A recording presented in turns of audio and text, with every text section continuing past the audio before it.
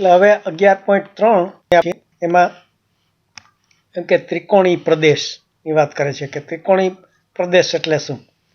તો એની વ્યાખ્યા આપી છે કે ત્રિકોણી પ્રદેશ ત્રિકોણ અને તેના અંદરના ભાગનો યોગગણને ત્રિકોણી પ્રદેશ કહે છે.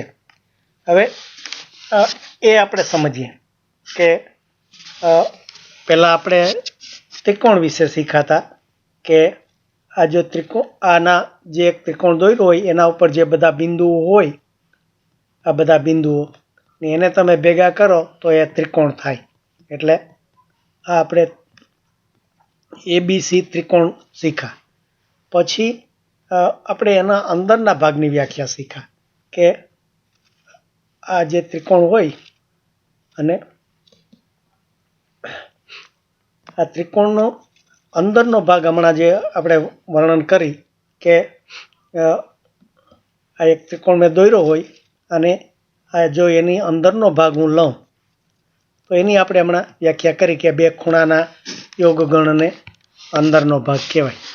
અને આ બંનેને પાછા ભેગા કરું એટલે આ ત્રિકોણનો આ બહારની એની આ બહારની લાઈન અને આ અંદરનો આ બધા પ્રદેશ આવે એ બંનેને ભેગા કરું તો એનું નામ ત્રિકોણી પ્રદેશ એવું નામ આપ્યું છે.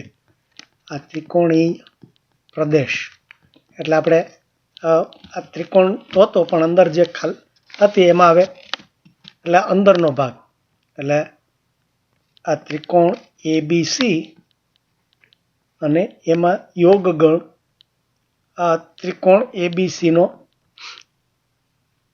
અંદરનો ભાગ એટલે આવી રીતે નિશાની કરતા એટલે આ ABCનો અંદરનો ભાગ એ બંનેને જો ભેગા કરો તો એને ત્રિકોણી પ્રદેશ એટલે ત્રિકોણી પ્રદેશનું પછી આવી રીતે એણે આ સ્ટાર કરી અને ABC લખો તો એ ત્રિકોણી પ્રદેશ કહેવાય. જો આ તફાવત સમજો, આમાં ખાલી તમે ત્રિકોણ કરીને ABC લખો તો એ ત્રિકોણ એ બહારનું કહેવાય અને ઉપર આવી રીતે આ સ્ટાર કરીને ABC લખો તો એ ત્રિકોણી પ્રદેશ થાય.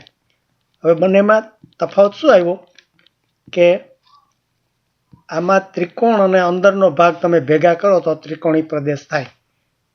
એટલે બસ આટલું. આમાં ખાલી એક એક ડગલું આપણે આગળ વધીએ છીએ કે પહેલાં ત્રિકોણ સમજ્યા, પછી ત્રિકોણનો અંદરનો ભાગ સમજ્યા, પછી આ ત્રિકોણી પ્રદેશ સમજ્યા. એટલે ત્રિકોણના અંદરના ભાગમાં આપણે છેદગણ કર્યો હતો ખૂણાનો. અહીંયા આપણે બંનેનો ત્રિકોણનો અને અંદરના પ્રદેશનો